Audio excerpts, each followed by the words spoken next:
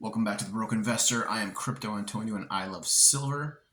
Today we're talking about the Bitcoin at $100,000. So Bitcoin is back up in the $100,000 range, and that's a very key level that we're going to be watching for a few reasons, which we've discussed this week coming up. And but before we get started, just please like and subscribe to this video so you can get the latest updates on Bitcoin, silver, gold, other markets, other investments, and our typical broke investor chit chat. Okay, so nothing here is financial advice. Do your own research on any project, trade, coin, blockchain assets, investment, etc. So let's get right into the charts here. Bitcoin. We went up to about the $100,000 range in a surprise move this morning. When I did the video yesterday, I think we were floating around that $97,000 mark. And then boom, sometime early this morning, Bitcoin shot up to about 99,000 and rallied to just over $100,000. I think we made it to $100,800. Very crucial area for Bitcoin to be in right now. This is kind of a make or break moment for Bitcoin.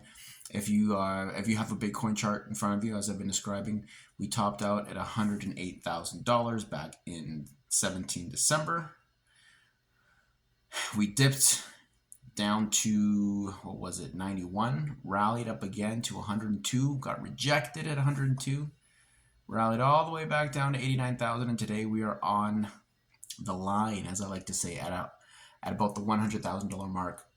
So we're forming our third peak since the end of last year, since the all-time high. And right now it's kind of, we got to see if it's going to hold that level or if it's going to get rejected. If it's going to reject that level, Bitcoin is going to be forming what seems to be called a descending triangle pattern. And those patterns, I think they have about a 50-50 chance of breaking up or breaking down. And it just looks like it's kind of doing like all-time high and a lower high, and now it's forming a lower high. And my instincts, everything I'm looking at tells me that we're going to see it come down a little bit, possibly down to the $91,000 range again, and it's going to get tight, and it's going to get tight and tight into that descending triangle range until we see either a breakup or a breakdown. And if we are to see, if I'm not mistaken, and I could be, this is just conjecture, if the trend is if the price is being rejected at $100,000, we could potentially be in the low 90s for the Donald Trump inauguration.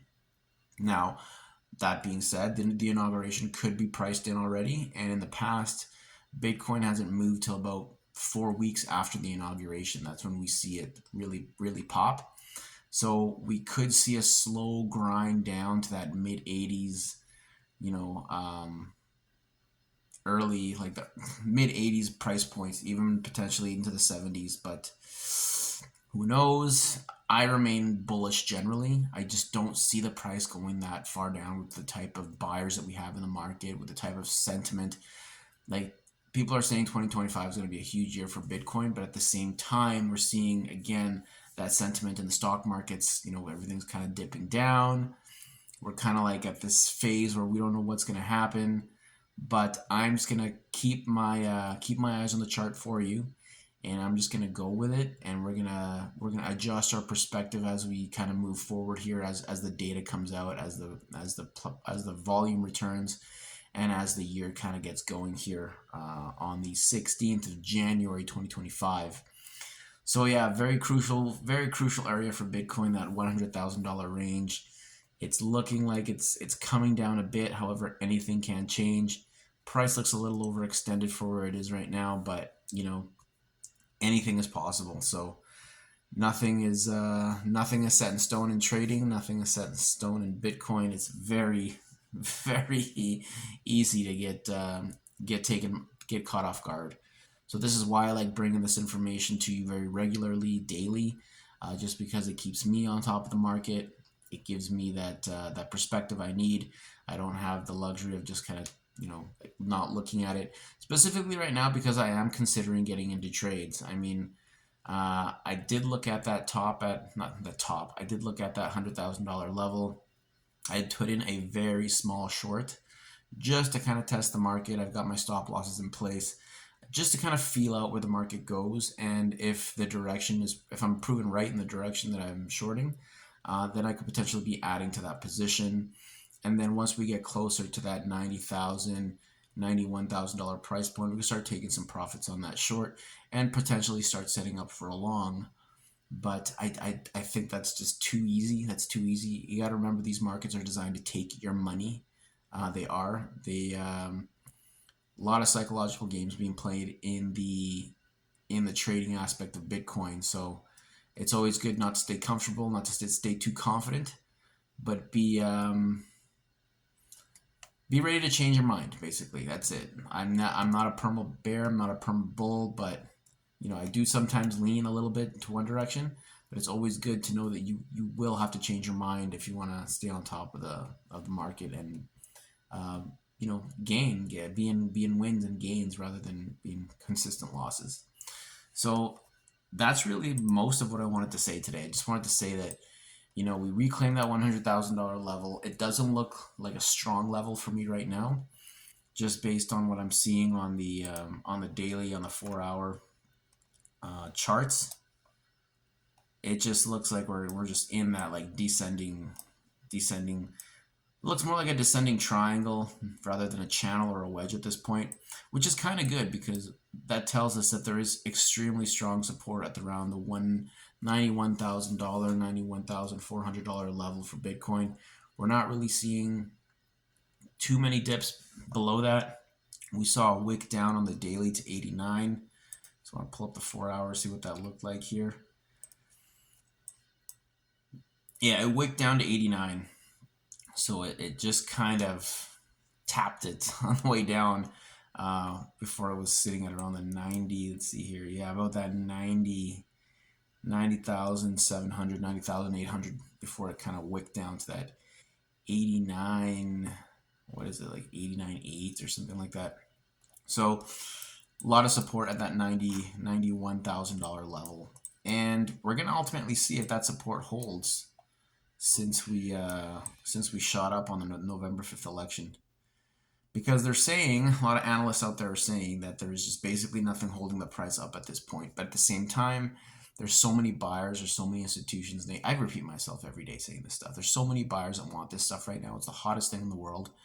So who knows? We have there's something called a CME gap down in around the $77,000 range. And if you don't know what a CME gap is, that's the Chicago Mercantile Exchange.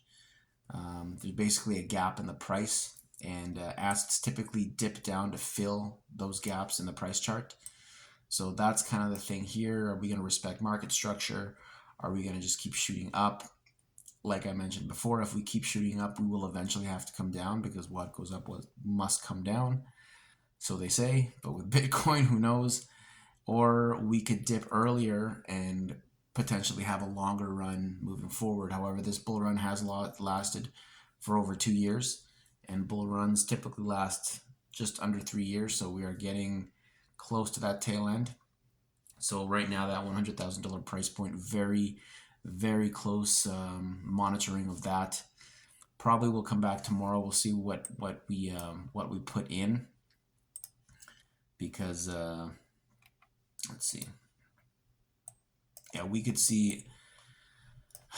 potentially even see a breakout out above this $100,000 range. And if it does, it could. And if it does and it holds, we could potentially see a trend change.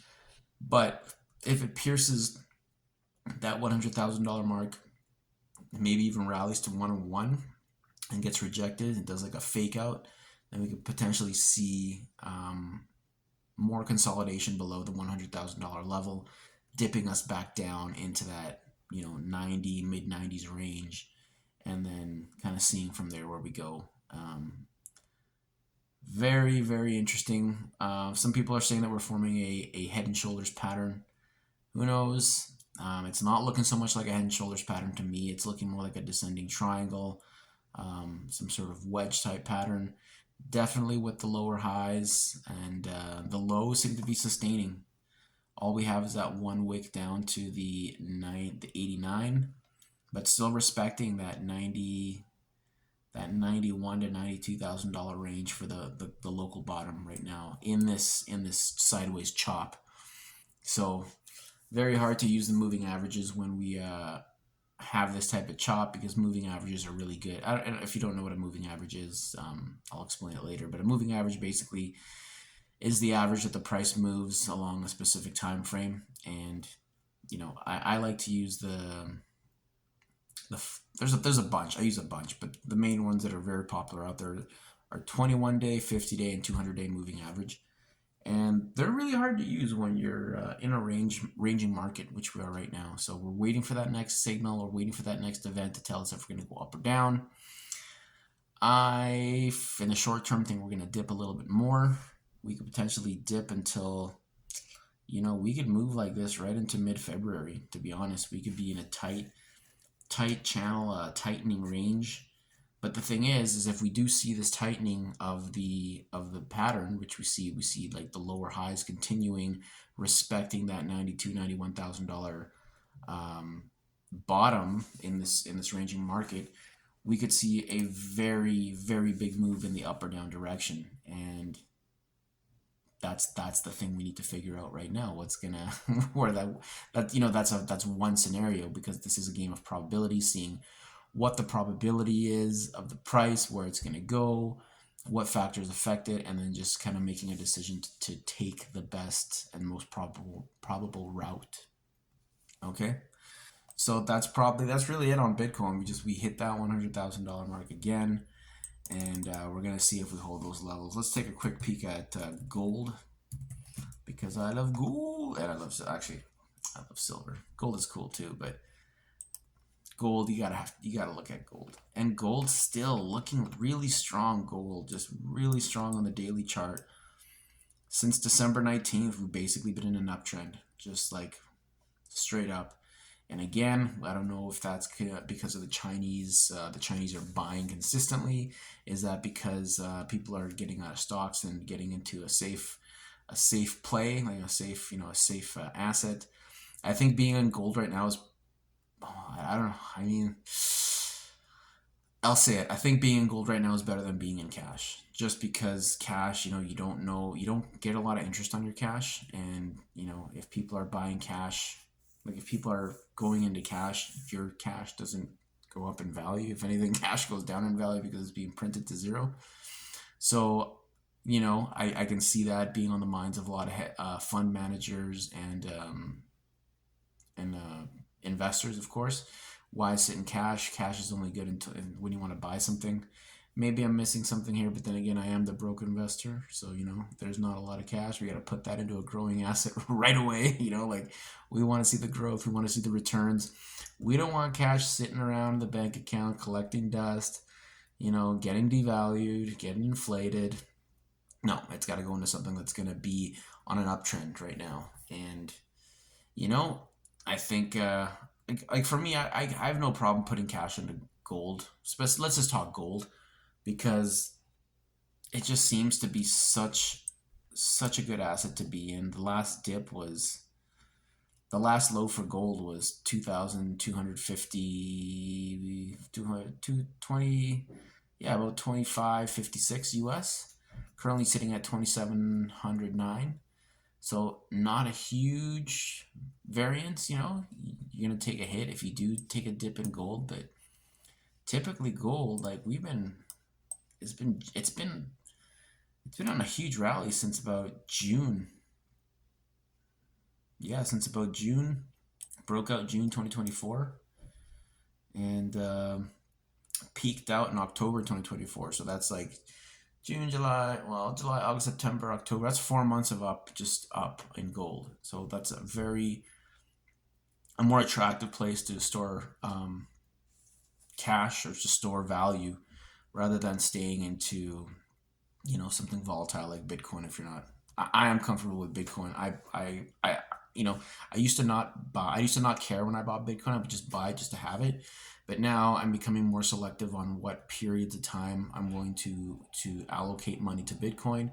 If it's right now, I'm having a hard time doing that, because I don't know what the true value is. I know what the chart's telling me, but again, with everybody wanting it, it being so in demand.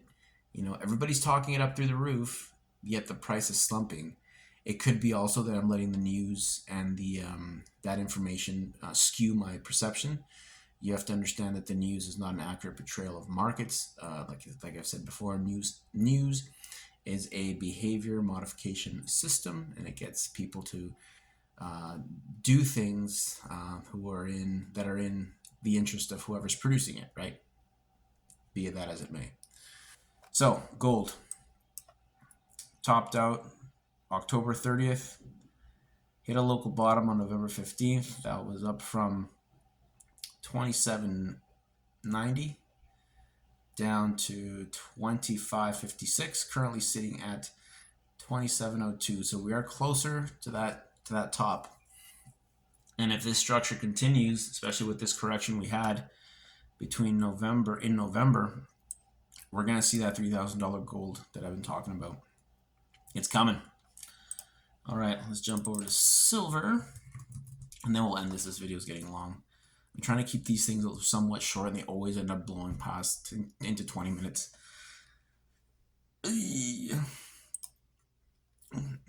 Silver again, also on a very strong rally. Looks like we broke out of the current trend. We were in a trend, kind of doing the same thing Bitcoin's doing right now. You know, we hit a local top at about was it 35.85 US on October 30th.